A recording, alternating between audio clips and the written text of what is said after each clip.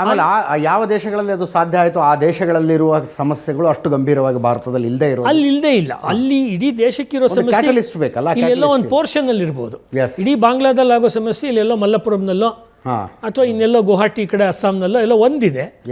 ಅದನ್ನು ಅಲ್ಲಿಯ ಲೋಕಲ್ ರಾಜಕಾರಣಿಗಳು ಅಥವಾ ಸ್ಥಳೀಯ ಪೊಲೀಸರು ಅಥವಾ ನ್ಯಾಯಾಧೀಶರು ಹ್ಯಾಂಡಲ್ ಮಾಡ್ತಾರೆ, ಮ್ಯಾಕ್ಸಿಮಮ್ ಲೆವೆಲಲ್ಲಿ ಹ್ಯಾಂಡಲ್ ಮಾಡ್ತಾನೆ ಇದ್ದಾರೆ. ಇದು ಅವ್ರಿಗೆ ಪ್ರಾಬ್ಲಮ್. ಇನ್ನೊಂದು ನನಗನ್ಸೋದು ನಿಮ್ಮ ಹತ್ರ ಮಾತನಾಡುವಾಗ, ಭಾರತ ತನಗೆ ಬೇಕೋ ಬೇಡವೋ ತಾನು ಸೆಕ್ಯುಲರ್ ಸ್ಟೇಟ್ ಅಂತ ಡಿಕ್ಲೇರ್ ಮಾಡ್ಕೊಂಡಿದೆ, ಅದೇ ರೀತಿ ನಡ್ಕೊಳ್ತಾನೂ ಇದೆ. ಹೌದು, ಅದ್ರ ಬಗ್ಗೆ ಅನೇಕರಿಗೆ ಇರ್ಬೋದು, ಆದರೆ ನಡ್ಕೊಳ್ತಿದೆ. ಅದು ಹಿಂದೆ ನೆಹರು ಅವ್ರ ಕಾಲದಿಂದ ಹಿಡಿದು ಮೋದಿ ಅವ್ರ ಕಾಲದ ತನಕ ತನ್ನ ಸೆಕ್ಯುಲರ್ ಬಿಂಬವನ್ನು ಅದು ಬಿಂಬಿಸ್ಕೊಳ್ತಾ ಇದೆ. ಇದಕ್ಕೆ ನಿಮಗೆ ವಿರುದ್ಧವಾಗಿ ಮಾಡಬೇಕಾದ್ರೆ ಕಮ್ಯುನಲ್ ಕಾನ್ಸೆಪ್ಟ್ ಅಂತ ತರಬೇಕು. ಭಾರತದಲ್ಲಿರುವ ಈ ಸೆಕ್ಯುಲರಿಸಮ್ನ ಒಂದು ಪಾಯಿಂಟನ್ನು ನೀವು ಸಡಿಲ ಮಾಡಬೇಕಾದ್ರೆ ಯಾರು ಹೋಗಿ ನಾವು ಬಾಂಗ್ಲಾದೇಶವನ್ನು ಬಗ್ಗುಬಿಡಿಯೋಣ, ಅಲ್ಲಿ ನಮ್ಮ ಹಿಂದೂ ಅಲ್ಪಸಂಖ್ಯಾತರ ಮೇಲೆ ಆಕ್ರಮಣ ನಡೀತಾ ಇದೆ ಅನ್ನುವಂಥ ಟೋನ್ ಜಾಸ್ತಿ ಆದರೆ ಭಾರತ ತನ್ನ ಸೆಕ್ಯುಲರಿಸಮ್ನ ಹಿಡಿತವನ್ನು ಕಮ್ಮಿ ಮಾಡ್ಕೋಬೇಕಾಗತ್ತೆ. ಮಾಡ್ಕೊಳ್ಳುತ್ತೆ ಅಂತ ಹೇಳ್ತಿಲ್ಲ, ಮಾಡ್ಕೊಳ್ಳುವ ಸಾಧ್ಯತೆ ಇರುತ್ತೆ. ಮತ್ತು ಅಂತಾರಾಷ್ಟ್ರೀಯವಾಗಿ ಈಗಾಗಲೇ ಮೀಡಿಯಾ 2014ರಿಂದ ಭಾರತದಲ್ಲಿ ಈಗಾಗಲೇ ಕೋಮುವಾದಿ ಶಕ್ತಿಗಳು ಬಂದ್ಬಿಟ್ಟಿದೆ ಅಂತ ಮೋದಿಯವರು ಅಧಿಕಾರಕ್ಕೆ ಬಂದಾಗಿಂದ ಹೇಳುವ ಪ್ರಯತ್ನವನ್ನು ತುಂಬ ವ್ಯಾಪಕವಾಗಿ ಮಾಡ್ತೀವಿ. ನಮ್ಮ ದೇಶದ ಅನೇಕ ಬುದ್ಧಿಜೀವಿಗಳು ಅದೇ ಕೆಲಸವನ್ನು ಮಾಡ್ತಿದ್ದಾರೆ. ಅದಕ್ಕೆ ಇದು ಸಲ್ಮಾನ್ ರಶ್ದಿ ಅವರು ಮಾತಾಡಿದ ಭಾಳ ಆಶ್ಚರ್ಯ ಆಯ್ತು. ಅದೇನೇ ಆಗೋದು. ಅದು ಏನು ಗೊತ್ತಾ, ಫೈನಲಿ ಏನು ಅಂತ ಹೇಳಿದ್ರೆ ಅವರು ಯಾವ ಒಂದು ಮತ ಸಿದ್ಧಾಂತವನ್ನು ಒಪ್ಕೊಂಡು ಅವರು ಜನ್ಮ ತಳೆದಿದ್ದಾರೋ ಅದನ್ನು ಅವರು ಕಂಪ್ಲೀಟಾಗಿ ಬಿಟ್ಕೊಡಲ್ಲ. ಅವ್ರಿಗೆ ಎಷ್ಟೇ ಅದರಿಂದ ಹಾನಿಯಾಗಲಿ ಅವ್ರ ಮೇಲೆ ದಾಳಿ. ನೀವು ಹೇಳ್ತಾ ಇರೋದು ಇತ್ತೀಚಿನ ಜಿಯೋ ಪೊಲಿಟಿಕಲ್ ಡೆವಲಪ್ಮೆಂಟ್ಗಳ ಸರ್, ಅಂದರೆ ಭಾರತದ ಬೆಳವಣಿಗೆಯ ದೃಷ್ಟಿಕೋನ ಇತ್ತೀಚಿನ ಬೆಳವಣಿಗೆ ಅದು. ಆದರೆ right from the inception of this country Bangladesh, ಮುಂಚೆ ಪೂರ್ವ ಪಾಕಿಸ್ತಾನ ಆದಾಗಿನಿಂದಲೂ 23% ಇದ್ದಂಥ ಹಿಂದೂಗಳ ಸಂಖ್ಯೆ 1951ನಲ್ಲಿ 23% ಇದ್ದಿದ್ದು, ಆಮೇಲೆ 13% ಬಂತು, ಈಗ 6.9%. ಅದು ಏನು ಗೊತ್ತಾ, ನಾನು ಇಸ್ಲಾಂನ ಅಥವಾ ಈ ಜಿಯೋ ಪೊಲಿಟಿಕ್ಸ್ನ ಸ್ಟಡಿ ಮಾಡಿದಂತೆ ಅಂತಾರಾಷ್ಟ್ರೀಯವಾಗಿ ಮತ್ತು ನೈಬರಿಂಗ್ ಸ್ಟೇಟ್ ಸುತ್ತಮುತ್ತ ಇರೋ ದೇಶಗಳು ನನ್ನ ಅಧ್ಯಯನದ ಸಲುವಾಗಿ ಓದಿದಾಗ ನನಗೆ ಸಿಕ್ಕಿದ್ದು 3 ಕಾನ್ಸೆಪ್ಟು. ಸಾಮಾನ್ಯ ನಾವು 2 ಹೇಳ್ತೀವಿ. ಒಂದು ದಾರುಲ್ ಹರಬ್ ಹೇಳ್ತೀವಿ, ಇನ್ನೊಂದು ದಾರುಲ್ ಇಸ್ಲಾಂ ಹೇಳ್ತೀವಿ, ಇನ್ನೊಂದು ದಾರುಲ್ ಇದಕ್ಕೆ ಸಂಬಂಧಪಟ್ಟ ಅಮನ್ ಅಂತ ಒಂದಿದೆ. ಅಮನ್ ಅಂದರೆ ಶಾಂತಿ. ಅಂದರೆ ಎಲ್ಲಿ ಅವರಿಗೆ ಮೆಜಾರಿಟಿಯಾಗಿ ಮಾಡೋಕ್ಕೆ ಸಾಧ್ಯ ಇಲ್ವೋ, ಇನ್ನೂ ಕಾಲ ಬಂದಿಲ್ವೋ ಇಸ್ಲಾಮಿಕ್ ಸ್ಟೇಟ್ಗೆ, ನಾನು ಇಂಡಿವಿಜುವಲ್ಸ್ ಬಗ್ಗೆ ಹೇಳ್ತಿಲ್ಲ, ಇಂಡಿವಿಜುವಲ್ ಮುಸಲ್ಮಾನ್ ವ್ಯಕ್ತಿಗಳ ಬಗ್ಗೆ ಹೇಳ್ತಿಲ್ಲ, ರಾಜಕೀಯವಾಗಿರೋ ಒಂದು ಇಸ್ಲಾಮಿನ ಚಿಂತನೆ ಹೇಗಿರುತ್ತೆ, ನಾನು ಮಾತಾಡ್ತಿರೋ ವಿಷಯ ಇಸ್ಲಾಮಿನ ಜಾಗತಿಕ ಚಿಂತನೆ 1400 ವರ್ಷದಲ್ಲಿ ಹೇಗಿದೆ ಪ್ರಾರಂಭದ ಕಾಲದಿಂದ ಇವತ್ತಿನ ತನಕ. ಅಂದರೆ ಎಲ್ಲಿ ಸಾಧ್ಯವಿಲ್ವೋ 10 ವರ್ಷ 20 ವರ್ಷ 30 ವರ್ಷ ನೀವು ಶಾಂತಿಯನ್ನು ಒಂದು ಆ ವೇಷ ಅಂತ ಹೇಳ್ತಿರೋ ಅಥವಾ ಶಾಂತಿಯನ್ನು ನೀವು ನಿಮ್ಮ ಗುರಾಣಿ ಮಾಡ್ಕೊಳ್ಳಿ.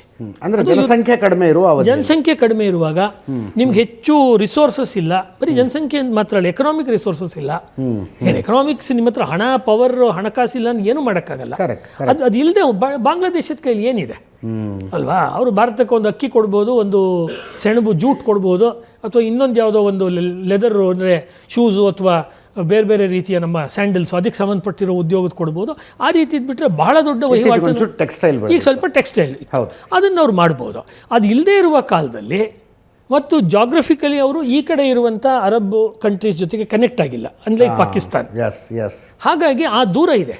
ಮತ್ತು ಅವ್ರ ಪಕ್ಕದಲ್ಲಿರುವಂಥ ದೇಶ ಯಾವುದೋ ಥೈಲ್ಯಾಂಡು, ಇನ್ನೊಂದು ದೇಶ ಅದು ಬುದ್ಧಿಸ್ಟ್. ಅದು ಇವ್ರಿಗೇನು ಭಾಳ ಉಪಯೋಗ ಆಗಲ್ಲ. ಮಯನ್ಮಾರ್ ಗೊತ್ತಿಲ್ಲ, ಇನ್ನೂ ಅದೊಂಥರ ವಾಲಟೈಲ್ ಆಗಿದೆ. ಮಯನ್ಮಾರ್ನಲ್ಲಿ ಅಲ್ಲಿ ಇಸ್ಲಾಂದು ಪ್ರಭಾವ ಇದೆ, ಬುದ್ಧಿಸಮ್ದು ಪ್ರಭಾವ ಇದೆ, ಗೊತ್ತಿಲ್ಲ ಯಾವುದ್ರದ್ದು ಕೈ ಮೇಲಾಗತ್ತೆ ಗೊತ್ತಿಲ್ಲ ನಮಗೆ. ಈ ಹಂತದ ಅಂದರೆ ಎಂಡ್ ಆಫ್ ದಿ ಡೇ ನಾನೇ ಹೇಳಕ್ಕೆ ಟ್ರೈ ಮಾಡ್ತಾ ಇದ್ದೀನಿ ಅಂದರೆ, ಇದು ಮೋರ್ ಆರ್ ಲೆಸ್ ಒಂದು 2000 ವರ್ಷಗಳಿಂದ ಜಗತ್ತಲ್ಲಿ ನಡ್ಕೊಂಬಂದಿರೋ ಸಿವಿಲೈಸೇಷನಲ್ ನಾಗರಿಕತೆಗಳಿಗೆ ಸಂಬಂಧಪಟ್ಟ ಸಂಘರ್ಷನೇ ಹೌದು. ಒಂದು ಕಡೆ ನೀವು ಹಿಂದೂ ಮತ್ತು ಬೌದ್ಧ, ಇನ್ನೊಂದು ಕಡೆ ನಿಮಗೆ ಕ್ರೈಸ್ತ, ಇಸ್ಲಾಂ, ಇವುಗಳ ನಡುವೆ ಒಂದು ರಾಜಕೀಯ ಪವರ್ಗೋಸ್ಕರ ನಡೀತಾನೆ ಇದೆ ಜಗಳ. ನಮಗದಷ್ಟು ಕ್ಲಿಯರಾಗಿ ಕಾಣಿಸ್ದೇ ಇರ್ಬೋದು. ಅದರ ಪರಿಣಾಮವಾಗಿ ಏನಾಗುತ್ತೆ, ಅವ್ರಿಗೆ ಬೇಕಾಗಿರೋ ಒಂದು ಇಸ್ಲಾಮಿಕ್ ಪ್ರಧಾನವಾದ ಬಾಂಗ್ಲಾದೇಶ ಆದಮೇಲೆ ಕೂಡ ಅವ್ರಿಗದರಿಂದ ಸಮಾಧಾನ ಆಗಲ್ಲ ಬಾಂಗ್ಲಾದೇಶದಲ್ಲಿ. ಯಾಕೆಂದರೆ ಆ ಬಾಂಗ್ಲಾದೇಶವನ್ನು ಯಾರು ನಿರ್ಮಾಣ ಮಾಡಿದ್ರು, ಮುಜಿಬುರ್ ರೆಹಮಾನು, ಅವ್ರಿಗೆ ಇದ್ದಿದ್ದೇನು ಅಂದರೆ ಬಾಂಗ್ಲಾದೇಶದ ಐಡೆಂಟಿಟಿ ಪಾಕಿಸ್ತಾನದ ಐಡೆಂಟಿಟಿಗಿಂತ ಬೇರೆ ಅಂತ. ಇದನ್ನು ಇವತ್ತು ಅನಾಲಿಸಿಸ್ನಲ್ಲಿ ಹೇಳ್ತಾ ಇಲ್ಲ. ಅವ್ರಿಗಿದ್ದಂಥ ಭಾಳ ದೊಡ್ಡ ಐಡಿಯಲ್ ಭಾಳ ಚೆನ್ನಾಗಿ ಹೇಳ್ತಿದ್ರು. ತುಮ್ ಕಾಲೆ ಹೋ ಛೋಟೆ ಹೋ ಅವ್ರ ಮछಲಿ ಖಾತೆ ಹೋ ಅಂತ. ಕರೆಕ್ಟ್, ಈ ಕಡೆಯವರಲ್ಲ ನೀವು ಅವ್ರು ತುಮಕೋ ಉರ್ದು ನೈ ಆತಿ ಅಂತ. ಅದೇನೆ, ಆ ಉರ್ದುವನ್ನು ನಾವು ನಮ್ಮ ದೇಶದ ಭಾಷೆಯಾಗಿ ಮಾಡ್ಕೊಳ್ಳೋಕ್ಕೆ ನಾವು ಒಪ್ಪೋದಿಲ್ಲ ಅಂತನೇ ಅವರು 21 ಫೆಬ್ರವರಿ ಅಂಥೇಳಿ ಫೆಬ್ರವರಿ 21ನೇ ತಾರೀಕನ್ನು ಅವರು ತಮ್ಮ ಮಾತೃಭಾಷಾ ದಿನ ಅಂತ ಮಾಡಿಕೊಂಡು ನಾವು ಬಾಂಗ್ಲಾದಲ್ಲೇ ಹೇಳ್ತೀವಿ. ಆಮೇಲೆ ನಾವು ರವೀಂದ್ರನಾಥ್ ಟ್ಯಾಗೋರ್ ಅವರ ಸೋನಾರ್ ಬಾಂಗ್ಲಾ, ಅಮರ ಸೋನಾರ್ ಬಾಂಗ್ಲಾನೇ ನಮ್ಮ ಗೀತೆ, ರಾಷ್ಟ್ರಗೀತೆ ಮಾಡ್ಕೊಳ್ತೀವಿ ಅಂತ ಮಾಡ್ಕೊಂಡ್ರು. ಮತ್ತು ಭಾರತೀಯ ಸಂಸ್ಕೃತಿಗೆ ಅಥವಾ ನಾನ್ ಇಸ್ಲಾಮಿಕ್ ಅಂದರೆ ಯಾವುದನ್ನು ಹಿಂದೂ ಅಂತ ಕರಿತೀವಿ ಅದಕ್ಕೆ ಸಂಬಂಧಪಟ್ಟ ಸಿಂಬಲ್ಸ್ನ ಅವ್ರು ಉಳಿಸ್ಕೊಂಡ್ರು. ಪ್ರಾರಂಭದಲ್ಲಿ ಹೇಳ್ತಾ ಇರೋದು 71ರಲ್ಲಿ ಖಾಜಿ ನಜರುಲ್ ಇಸ್ಲಾಮನ್ನು ಅವ್ರು ಗೌರವಿಸಿದ್ರು. ಈ ಥರದ ಎಲ್ಲ ವಿಷಯಗಳನ್ನು ಮಾಡಿದಾಗ ಏನಿತ್ತು ಅವ್ರಿಗೆ ಅಂದರೆ, ನಾವು ಪಾಕಿಸ್ತಾನದಂತೆ ಆಗಬಾರ್ದು, ಆಗ ಒಂದು ಪ್ಲೆಬಿಸೈಟ್, ಒಂದು ಜನಸಂಖ್ಯೆದ ಇದಾದಾಗ ಹೇಗೋ ನಾವು ಇಸ್ಲಾಮಿನ ಒಂದು ದೇಶ ಆಗ್ಬಿಟ್ವಿ, ನಮಗಿಲ್ಲಿ ನೆಮ್ಮದಿ ಸಿಗ್ತಾ ಇಲ್ಲ, ಭಾರತ ಪ್ರಗತಿಯ ದಾರಿಯಲ್ಲಿದೆ. ನಾನು ಹೇಳ್ತಿರೋದು 60ರ ದಶಕ 70ರ ದಶಕದಲ್ಲಿ, ಅಂದರೆ ಇಂದಿರಾ ಗಾಂಧಿಯವರು, ನೆಹರು ಅವರು ಮತ್ತು ಲಾಲ್ ಬಹದ್ದೂರ್ ಶಾಸ್ತ್ರಿಯರ ಕಾಲದಲ್ಲಿ ಆ ಮಾದರಿಯಲ್ಲಿ ನಾವು ಹೋದರೆ ಒಳ್ಳೆಯದು ಅಂತ ಇದ್ದಿದ್ದರಿಂದ ಆ ಬಾಂಗ್ಲಾ ಮುಕ್ತಿವಾಹಿನಿ ಮಾಡಬೇಕಾದ್ರೆ ತ್ರೈಲೋಕ್ಯನಾಥ ಚಕ್ರವರ್ತಿ ಅಂತ ಭಾರತದ ಕ್ರಾಂತಿಕಾರಿಗಳಲ್ಲೊಬ್ಬರು, ಅವರು ಢಾಕಾದಲ್ಲಿ ವಾಸ ಮಾಡುತ್ತಿದ್ದಂಥ ಹಿಂದೂ ಅವರು, ಬಟ್ ಕ್ರಾಂತಿಕಾರಿ, ಅವರು ಬಾಂಗ್ಲಾದ ಮುಕ್ತಿಗೆ ಸಹಾಯ ಮಾಡಿದರು. ನಮ್ಮ ರಿಸರ್ಚು, ಅನುದ್ಧರ್ ರಿಸರ್ಚ್ ಹೇಳೋ ಪ್ರಕಾರ ಗುಮ್ನಾಮಿ ಬಾಬಾ ರೂಪದಲ್ಲಿದ್ದಂಥ ಸುಭಾಷ್ ಚಂದ್ರ ಬೋಸ್ ಕೂಡ ಬಾಂಗ್ಲಾದೇಶದ ಸೃಷ್ಟಿಗೆ ಕಾರಣರಾದರು. ಆಮೇಲೆ ಬಾಂಗ್ಲಾದೇಶದಲ್ಲಿ ಅವರು ಏನು ದೊಡ್ಡ ದೊಡ್ಡ ರ್ಯಾಲಿಗಳನ್ನು ಮಾಡ್ತಾಯಿದ್ರು ಪಾಕಿಸ್ತಾನದ ವಿರುದ್ಧ, ಅಂದರೆ ಆ ಕಡೆಯ ಪಾಕಿಸ್ತಾನದ ವಿರುದ್ಧ. ಆಗ ಅವರು ಸಭೆಗಳಲ್ಲಿ ಮುಜಫರ್ ರೆಹಮಾನು ಸುಭಾಷ್ ಚಂದ್ರ ಬೋಸ್ದು ಫೋಟೋ ಇಡ್ತಾಯಿದ್ರು. ಮತ್ತು ಆ ಕೈ ಬೀಸೋದು, ಆಮೇಲೆ ಕೊನೆಯಲ್ಲಿ ಜೈ ಹಿಂದ್ ಅನ್ನೋ ಬದಲು ಜೈ ಬಾಂಗ್ಲಾ ಅಂತ ಹೇಳೋದು, ಇದೆಲ್ಲ ಪಕ್ಕಾ ನೇತಾಜಿ INA ಸ್ಟೈಲು. ಅದಂದರೆ ಅವರಿಗೆ ಭಾರತದ್ದೇ ಮಾಡೆಲ್, ಅವರ ರಾಷ್ಟ್ರಗೀತೆಯಿಂದ ಹಿಡಿದು ಅವರ ಐಕಾನ್ಸಿಂದ ಹಿಡಿದು, ಅಂದರೆ ಮನೆಯಲ್ಲಿ ಅವ್ರು ನಮಾಜ್ ಮಾಡೋದು, ಇಸ್ಲಾಮಿನ್ ಅದನ್ನು ಮಾಡ್ಕೊಳ್ತಿದ್ರು. ಆದರೆ ರಾಷ್ಟ್ರೀಯವಾಗಿ ಅವ್ರಿಗೆ ನಾವು ಭಾರತದ ಕಲ್ಚರ್ದೇ ಒಂದು ಭಾಗ ಅನ್ನುವಂತನೇ ಇತ್ತು. ಇದು ಕಂಪ್ಲೀಟ್ಲಿ ಅಗೇನ್ಸ್ಟ್ ಪಾಕಿಸ್ತಾನ ಮೊದಲಿಂದ ದ್ವೇಷದ ಮೇಲೆ ಭಾರತದ ಮೇಲೆ ಬಂತು. ಇವ್ರು ಹಂಗೆ ಬರಲಿಲ್ಲ. ಹಾಗಾಗಿ ಸಹಜವಾಗಿ ನಮ್ಮ ಡಿಪ್ಲೊಮ್ಯಾಟಿಕ್ ರಿಲೇಷನ್ಶಿಪ್ಪು ಪಾಕಿಸ್ತಾನದ ಜೊತೆಗೆ ಹೆಚ್ಚು ಕಠಿಣವಾಗಿತ್ತು. ಯಾವಾಗಲೂ ಇರಲಿಲ್ಲ, ಸಾಕಷ್ಟು ಸತಿ ಇತ್ತು. ಇವ್ರ ಜೊತೆ ಅಂತೂ ತುಂಬ ಸೌಹಾರ್ದವಾಗಿತ್ತು. ಬಾಂಗ್ಲಾದೇಶದ ಜೊತೆ ಭಾರತ ತುಂಬ ಕಠಿಣವಾಗಿ ನಡ್ಕೊಳ್ತು 71ರಿಂದ ನಿನ್ನೆ ಮೊನ್ನೆ ತನಕ ಅನ್ನೋದು ಇಲ್ಲವೇ ಇಲ್ಲ, ನಾನು ಅಭ್ಯಾಸ ಮಾಡಿದಂತೆ.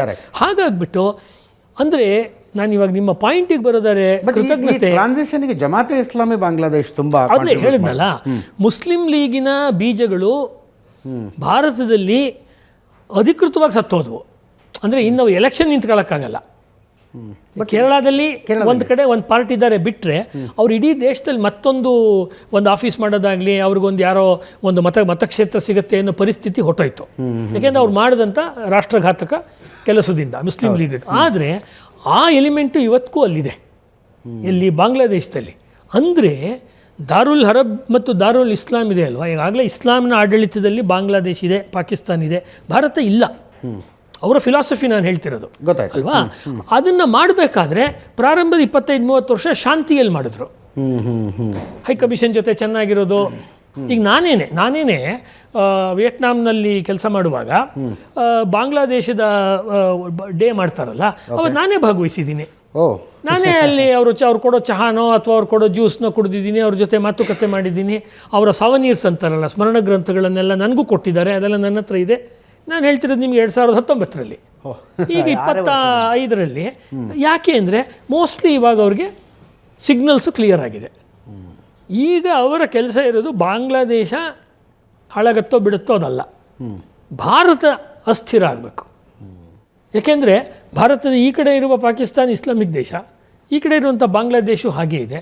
ಶ್ರೀಲಂಕಾ ಮೇಲೆ ಪ್ರಭಾವ ಬೀರೋದಕ್ಕೆ ಚೀನಾ ಏನೇನು ಪ್ರಯತ್ನ ಮಾಡ್ತಾ ಇದೆ ಎಲ್ರಿಗೂ ಗೊತ್ತಿರೋವಂಥದ್ದೇ. ಚೀನಾಗೆ ದುಡ್ಡು ಕೊಡೋದಾಗಲಿ ಮತ್ತೊಂದು ಮಾಡಿ ಶ್ರೀಲಂಕಾನ ದುರ್ಬಲಗೊಳಿಸೋ ಕೆಲಸ ಮಾಡ್ತಿದ್ದಾರೆ. ನೇಪಾಳದಲ್ಲಂತೂ ಅನೇಕ ವರ್ಷಗಳ ಕಾಲ ಕಮ್ಯುನಿಸ್ಟ್ ರೂಲ್ ಮಾಡಿದರು. ಮೊನ್ನೆ ತನಕ ಒಂದು ಯುವಕರದ್ದು ಒಂದು ನಡೆದಿದೆ, ನೋಡಬೇಕಾದ್ರೆ ಪರಿಣಾಮ ಏನಾಗುತ್ತೆ ಗೊತ್ತಿಲ್ಲ. ಇದ್ದಿದ್ರಲ್ಲಿ ತಣ್ಣಗಿರೋದು ಭೂತಾನು, ಅಲ್ಲೂ ಏನಾಗುತ್ತೋ ನಾಳೆ, ಅಲ್ಲಿ ರಾಜನ ಆಡಳಿತವೇ ಗೊತ್ತಿಲ್ಲ ಅಲ್ವಾ. ಅಂದರೆ ನಾವೇನು ತಗೋಬೇಕು, ಏನೇನು ಕೆಲಸವನ್ನು ಭಾರತ ರಾಜಕೀಯವಾಗಿ ಮತ್ತು ಸಂವಿಧಾನದ ರೀತಿಯಲ್ಲಿ ಮಾಡುತ್ತೋ, ನಾವು ಅನ್ಕೋಬೋದು ಇದೆಲ್ಲ ಗ್ರೇಟು, ಪ್ರಪಂಚ ಇದನ್ನೆಲ್ಲ ಸ್ವಾಗತಿಸುತ್ತೆ ಅಂತ. ನಾವು ನೋಡೋ ಯೂಟ್ಯೂಬ್ನಲ್ಲಿ ರೀಲ್ಗಳಲ್ಲಿ ಅದನ್ನೇ ತೋರಿಸ್ತಾರೆ. ಹಂಗಿರಲ್ಲ. ಅಂಡರ್ ದಿ ಕಾರ್ಪೆಟ್ ಏನಿರುತ್ತೆ ಅದಕ್ಕೆ ವಿರುದ್ಧವಾಗಿರುವಂಥ ಕೌಂಟರ್ ಫೋರ್ಸಸ್ ಅಂತಿರಲ್ವಾ, ಕೌಂಟರ್ ಫೋರ್ಸಸ್ ಬರ್ತಾ ಇರುತ್ತೆ. ಹಾಗಾಗಿ ಇದು ಭಾರತದೊಳಗಡೆ ಇರುವಂಥ 2-3 ರಾಜಕೀಯ ಪಕ್ಷಗಳ ಜಗಳ ಅಲ್ವೇ ಅಲ್ಲ ಇದು. ಕರೆಕ್ಟ್. ತುಂಬ ಜನ ಅದನ್ನು ಆ ಥರ ಸೀಮಿತವಾಗಿ ನೋಡ್ತಾರೆ. ಮತ್ತು ಅವಾಗಲೇ ಹೇಳಿದಂತೆ ಇದು ಕೇವಲ ಹಿಂದೂ ಮುಸ್ಲಿಮು ಹಾಗೂ ನೋಡೋಕ್ಕೆ ಬರೋದಿಲ್ಲ ಇದನ್ನು ಅಲ್ವಾ. ಅವರು ಇಷ್ಟು ವರ್ಷಗಳ ಕಾಲ ಲಿಂಚಿಂಗ್ ಮಾಡದೇ ಇರೋರು ಸಡನ್ನಾಗಿ ಯಾಕೆ ಶುರು ಮಾಡ್ಕೊಳ್ತಾರೆ? ಮತ್ತು ಶೇಖ್ ಹಸೀನಾ ಅವ್ರನ್ನ ಅವರು ದೇಶದಿಂದ ಓಡಿಸಿದ್ರಲ್ಲ, ಎಷ್ಟು ಕೆಟ್ಟದಾಗಿತ್ತು. ಹೌದು ಹೌದು. ಆ ಸಂದರ್ಭದಲ್ಲಿ ಅವರ ರಾಷ್ಟ್ರ ನಾಯಕ, ಅವರು ದೇಶವನ್ನು ಕಟ್ಟಿದವರು ಮುಜಬುರ್ ರೆಹಮಾನು, ಅವ್ರ ಸ್ಟ್ಯಾಚ್ಯೂನೇ ಹೊಡೆದಾಕ್ತಾರೆ. ಹಾಗಾದರೆ ನಿಮಗೆ ಏನು ಬೇಕು? ನಿಮ್ಮ ನಾಯಕನೇ ನಿಮಗೆ ಬೇಡ ಅಂದರೆ ಬಾಂಗ್ಲಾದೇಶದ ಯುವಕರಿಗೆ ಯುವತಿಯರಿಗೆ ಅವ್ರಿಗೆ ಏನು ಬೇಕಾಗಿದೆ ಅಂದರೆ ಅವ್ರಿಗೆ ಸಾಕಾಗ್ತಿಲ್ಲ. ಅಮನ್ ಅಂತ ಇದೆ ಅಲ್ವಾ, ಶಾಂತಿಯ ಘಟ್ಟದ ಬಾಂಗ್ಲಾ ಅವ್ರಿಗೆ ಬೇಕಾಗಿಲ್ಲ. ಅವ್ರಿಗೆ ಬೇಕಾಗಿರೋದು ಇಸ್ಲಾಂನ ಕಂಪ್ಲೀಟ್ ಆಗಿರುವ ರೂಪದಲ್ಲಿ. ಹಂಗಂದ್ರೆ ಏನು ಅಂತ ಅವ್ರಿಗೂ ಗೊತ್ತಾಗ್ತಿಲ್ಲ ಇನ್ನೂ. ಹಂಗಂದ್ರೆ ಏನು ಅಂತ ಗೊತ್ತು ಮಾಡ್ಕೊಳ್ಳೋಕೆ ಪಾಕಿಸ್ತಾನ ಹೋಗಿ ಎಕಾನಮಿ ಎಲ್ಲ ಪೂರ್ತಿ ಅದು ನೆಲಕಚ್ಚಿ ಹೋಗಿದೆ. ವಿಚಿತ್ರವಾದ ರೀತಿಯಲ್ಲಿ ಇಸ್ಲಾಂನ ಅಪ್ಲೈ ಮಾಡ್ತೀವಿ ಅಂತ ಹೋಗಿರೋ ಅಫ್ಘಾನಿಸ್ತಾನು ಅದು ಇವತ್ತು ಹೇಗೆ ತಾಲಿಬಾನಿಗಳ ಕೈಗೆ ಸಿಗಾಕೊಂಡು ಪೂರ್ತಿ ಅದು ನಲುಗ್ತಾ ಇದೆ ಗೊತ್ತಾಗಿದೆ ನಮಗೆ ಅಲ್ವಾ. ಅಂದರೆ ಬೇಸಿಕಲಿ ಏಷ್ಯಾದ ದೇಶಗಳಲ್ಲಿ, ಈ ಕಡೆ ನಾನು ಹೇಳ್ತಿರೋದು ಆಗ್ನೇಯ ಏಷ್ಯಾ ಅಥವಾ ಪೂರ್ವ ಏಷ್ಯಾದ ದೇಶಗಳಲ್ಲಿ ಇಸ್ಲಾಮನ್ನು ನಂಬಿರುವ ದೇಶಗಳ ಒಂದು ಕನಸು ಏನು ಅಂದರೆ, ಆ ಕಡೆ ಏಷ್ಯಾ ಇದೆಯಲ್ಲ, ಅಂದರೆ ಪಶ್ಚಿಮ ಭಾಗದ ಅದಕ್ಕಿಂತ ನಾವು ಕಟ್ಟರ್ ಇಸ್ಲಾಮಿನ ರೀತಿಯಲ್ಲಿ ರಾಜ್ಯಭಾರ ಮಾಡಿ ತೋರಿಸ್ತೀವಿ ಅಂತ. ಮಾಡಿ ತೋರಿಸಿ ಏನು ಮಾಡ್ತಾರೆ? ಜನ ನೆಮ್ಮದಿಯಿಂದ ಇರ್ತಾರ, ಉದ್ಯೋಗ ಸಿಗುತ್ತಾ, ಕೈಗಾರಿಕೆ ಬೆಳೆಯುತ್ತಾ, ಸೈನ್ಸು ಟೆಕ್ನಾಲಜಿ ಬೆಳೆಯುತ್ತಾ ಅನ್ನೋದಕ್ಕೆ ಅವ್ರ ಹತ್ರ ಉತ್ತರ ಇಲ್ಲ.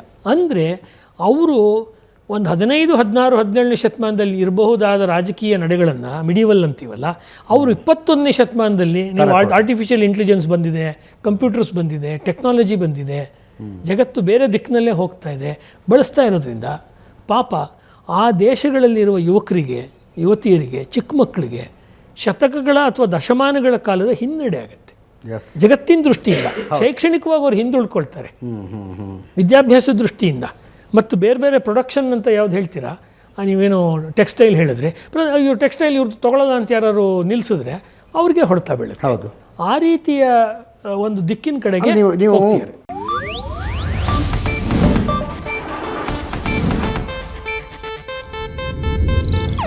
ಇದು ಏಷ್ಯಾನೆಟ್ ನ್ಯೂಸ್ ನೆಟ್ವರ್ಕ್ ಪ್ರಸ್ತುತಿ.